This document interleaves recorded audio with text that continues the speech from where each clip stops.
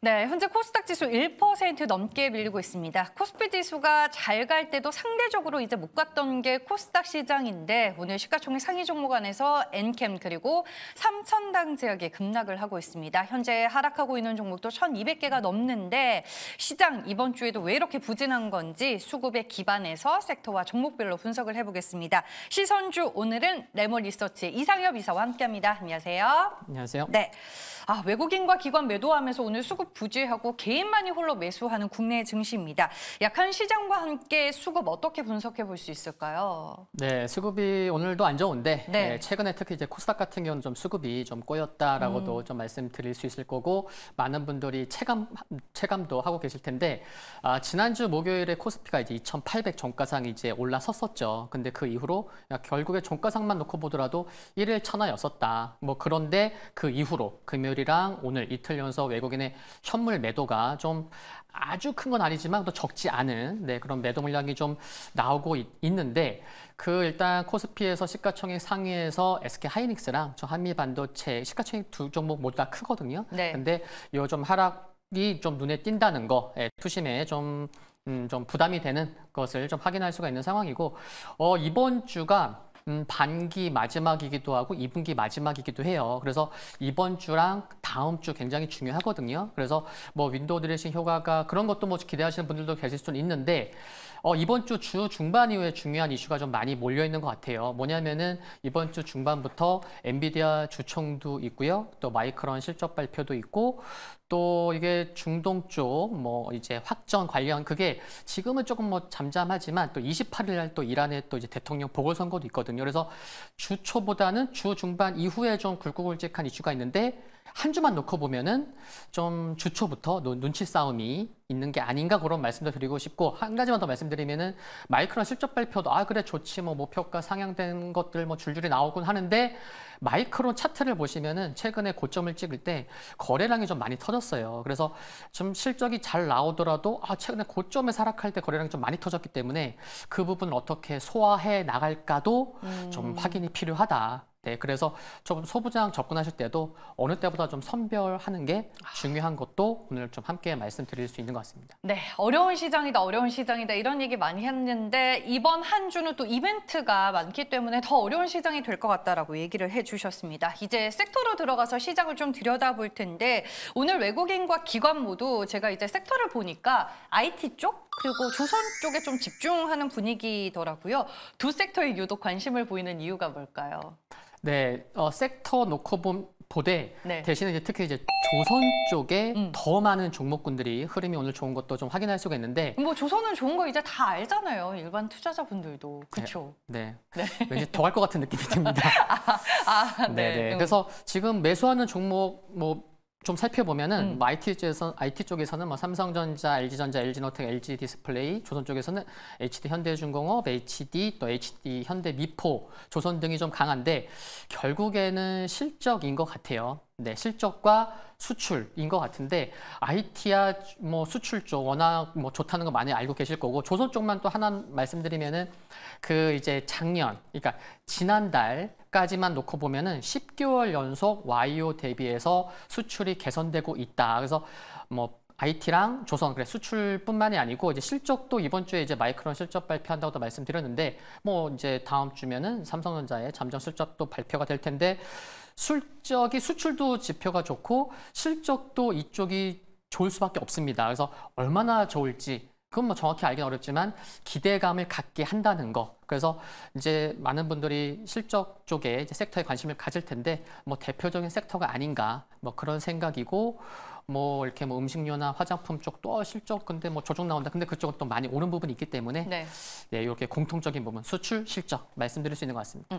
조선 오늘 이제 신고가 기록하는 종목들도 많이 나왔잖아요. 여기서 네네. 이제 더 간다라고 보시는 거죠, 이사님도? 네, 실적 개선이 YOY 대비로도 그렇고 QOQ로도 네, 굉장히 좀 크게 개선될 거기 때문에 계속 관심이 필요한 것 같습니다. 네, 알겠습니다. 조선주 놓치지 말고 계속 봐야 한다라고 얘기를 해주셨습니다. 이제 종목으로 넘어가 보겠습니다. 오늘 외국인과 기관이 시장 하락 속에서도 사고 있는 종목은 뭘까요? 네, 오늘 이제 눈에 띄는 게 LG그룹 주들은 구체적으로 이제 뭐 LG 디스플레이 여기 다 적지는 않았지만 LG전자, LG 이노텍 이렇게 쭉 사고 있던데 매매 관점에서 우리가 LG그룹 주 안에서 좀 볼만한 종목이 있을까요? 모두 이렇게 올라와 있습니다. 근데 오늘 뭐 잘 가는 건 LG 디스플레이겠네요. 네, 맞습니다. 그래서 그 중에서 뽑자면은 지금 말씀해주신 LG 네. 디스플레이를 좀 뽑고 싶어요. 네. 네. 그 이제 바닥에서 거래량도 터지고 있는데, LG 디스플레이 보면은 월봉상을 보면요. 뭐 연봉도 그렇고 추세적인 하락이 언제부터 나왔냐면 2007년부터 무려 뭐 한 몇 년 전이죠. 네. 그래서 정말 추세적인 하락이 나오는데도 불구하고 그래도 그 중에서 탑픽으로 뽑는 거는 뭐냐면 이제부터는 이제 실적에서 좀 초점을 맞출 수 있겠다. 그 부분이 중요한 것 같아요. 그래서 하반기에 애플량 그 태블릿용 OLED 그 공급 기대감이 큰 게 아니고 굉장히 큰 것 같습니다. 시장에서도 좀 많이 기대하는 부분이고 뭐 추정치도 상향되고 그래서 지금 출하도 빠르면 6월 말 7월 초라고 얘기를 해요. 그럼 지금 6월 말이니까 주가도 바닥권이죠. 또 시기적으로도 딱 맞는 거죠. 네, 그러다 보니까 좀 수급도 좀 들어오고 있다라고 말씀을 드릴 수가 있겠고 그 3분기에 영업이 흑자 전환 기대감이 있고요. 그리고 이제 내년에는 또 연간 흑자 전환 기대감도 있기 때문에 실적 변동성이 굉장히 큽니다. 그렇지만 그럼에도 불구하고 이제는 좀 매매를 해봐도 되지 않을까. 그래서 결국엔 실적에 초점을 맞춰서 이렇게 한번 뽑아왔습니다. 한샘도 LG 디스플레이, LG그룹주 내에서 탑픽으로 보고 역시나 키워드는 실적이다라고 얘기를 해주셨습니다. 네, 다음 종목은 이제 기관이 선택한 종목에서 골라봤습니다. 한샘입니다. 최근에 기관이 좀 꾸준하게 매수를 했고 오늘 주가가 상당히 강세 흐름을 나타내고 있는데 오늘은 왜 오르는 거며 기관을 따라 또 살만한 종목인지도 궁금하네요. 네, 일단 오늘 고점은 지난 5월 고점 부근에서 좀 부담이 되기 때문에 또 시장 영향도 좀 받는 모습이어서 넘기지는 못하고 네, 있는 거예요? 넘기지는 못하는데 그 주가 흐름을 볼 때 앞전에 흐름이 좋았을 때 왜 상승했는지를 아는 것은 굉장히 중요합니다. 그렇다고 하면은 지난 4월 달에 상승한 배경을 살펴보면은 역시나 이 종목도 한샘도 실적이었습니다. 네, 실적이었고 예상치보다 굉장히 좋게 나왔고요. 그리고 이게 또 이제 이게 4분기 연속 분기별로 좋아지는 모습을 보이다 보니까 이제 체질 개선이라는 단어까지 쓰면서 이제 시장에서 굉장히 좋은 평가를 받았는데 그러다 보니까 역시나 2분기 실적 기대감도 있는 상황인 거고요. 그리고 연간으로 놓고 보면은 2년 동안 굉장히 힘들었습니다. 2022년, 2023년. 그래서 2022년도부터도 상암동에 이제 사옥을 매각하려고 했었는데 그런데 이제 올해만 놓고 보면은 그 실적 회복의 원년이구나 3년 만에 그래서 연간 실적 기대감도 있는데 실적 예상되는 수치와 시가총액을 비교해 보면은 조금 시가총액이 높은 게 아닌가 그런 생각 해볼 수 있거든요. 뭐 프리미엄을 준다 하더라도 근데 이제 얘기가 되는 건 뭐냐면은 조금 전에 말씀드렸던 이제 사옥 매각 기대감인 것 같아요. 그래서 6월 내에 이제 매각 작업 성사 뭐 기대감도 뭐 한 1개월 전부터도 있었던 상황이고 그래서 지금 한 2년 만에 뭔가 좀 이렇게 매각 된다고 하면은 돈 들어오는 것도 있고 또 이제 과거에 또 이제 추징금 관련돼서 그랬던 충당금도 환입이 된다고 해요. 그렇다고 하면은 지금 회사에서 계속 얘기하고 있는 게 뭐냐면은 지금 뭐 주주환원 관련된 얘기가 계속 나오고 있거든요. 우리 강화할게. 그러면은 6월 그 특정 시기와 함께 주주환원 기대감이 좀 커질 수 있는 게 아닌가, 뭔가 발표되는 게 아닌가. 그 시기가 또 이번 주이다 보니까 이번 주 주초 오늘 이렇게 움직이는 것 같습니다. 매매 관점에서는 지금 따라가기엔 좀 어때요? 부담스러운지 아닐까요? 네, 여기 63,000 종가상 한 61,000원, 6만 이렇게 마지노선으로 본다고 하면 한 61,000원만 지켜진다고 하더라도 뭐 추가 상승 가능할 것 같은데 오늘 움직이는 게 뭔가 좀 이슈 기대감에 움직였기 때문에 뭔가 이슈가 나온다고 하면은 그때가 또 어쩌면 세론으로 작용할 수도 있기 때문에 트레이딩은 가능한데 일단 전고점이 뭐 한 3개월, 6개월 전의 고점이 아니고 뭐 한 1개월 전의 고점이기 때문에 물린 분들이 있을 수 있거든요. 그래서 크게 먹기는 좀 어렵지 않을까. 네, 그런 생각입니다. 알겠습니다. 일단 뭐 전체적인 내용으로 봤을 때는 한샘도 실적이다라는 키워드가 대입될 것 같고 재무 측면에서도 안정적인 흐름을 일단은 나타내고 있는 상황이다라고 코멘트를 해주셨습니다. 하지만 매매 관점에서는 썩이다라고 표현을 해볼 수 있겠네요. 다음은 이제 기관이 선택한 종목 중에 성광밴드입니다. 조선 업종 저희가 앞쪽에서 이제 네. 얘기를 했고 조선 기자재도 계속 같이 봐야 한다. 시장에서 이렇게 많이 언급을 하고 있는데 성광밴드에 대한 투자 매력도는 어떻게 보실까요? 결론부터 말씀드리면 아주 높게 보고 싶지는 않습니다. 아, 그래요? 네, 왜냐하면은 일단 지금 최근에 주가 흐름만 놓고 보더라도요. 지금 이제 조선업종과 함께 봐야 되는 게 이제 기자재다 이렇게 시장에서 그런 얘기가 있다고 하는데 주가 흐름을 보시면요. 조선주는 지금 신고가예요.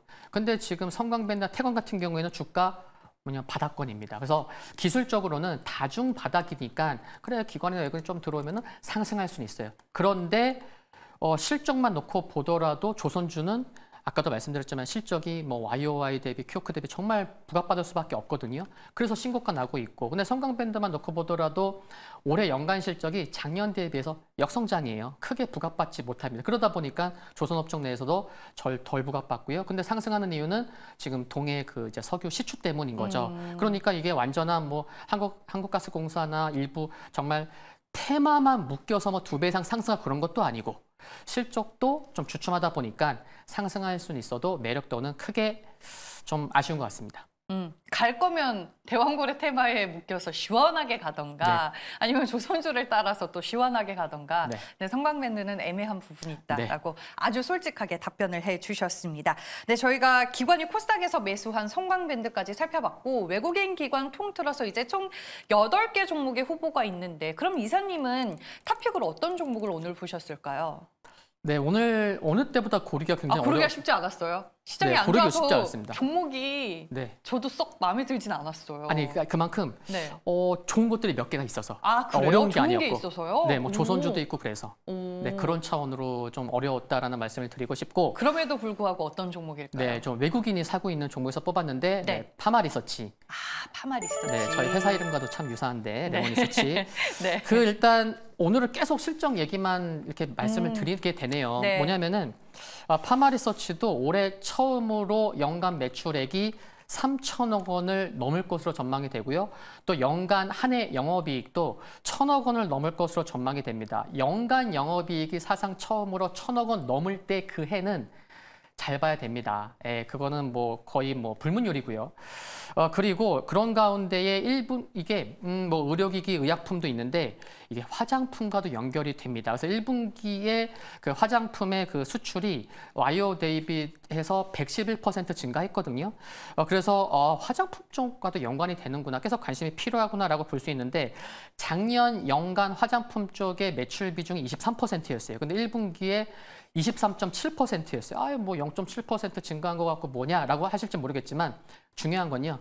내수는 줄어들었는데 수출이 크게 늘어났어요. 그래서 화장품 쪽으로도 그래서 두 개가 모두 엮이는 거죠. 그래서 의료기기와 함께 화장품까지도 엮이다 보니까 실적 당연히 좋을 수밖에 없겠구나라는 거고, 그리고 가장 매출이 큰 비중이 의료기기 쪽인데 좀 주춤했어요. 1분기까지. 근데 하반기에는 또 이제 남미 쪽에 세계국 진출도 전망이 되고 있고 좀 이쪽에 또 부각받을 수 있거든요. 그러면 화장품 매출 큰 비중인 사업부도 좋아져. 그런 것과 함께 또 이제 2년 후에 연간 영업이익이 한 1조 5천억 원이 되는데 지금 시가총액 한 1조 6천억 원이 돼요. 한 10배밖에 안 돼요.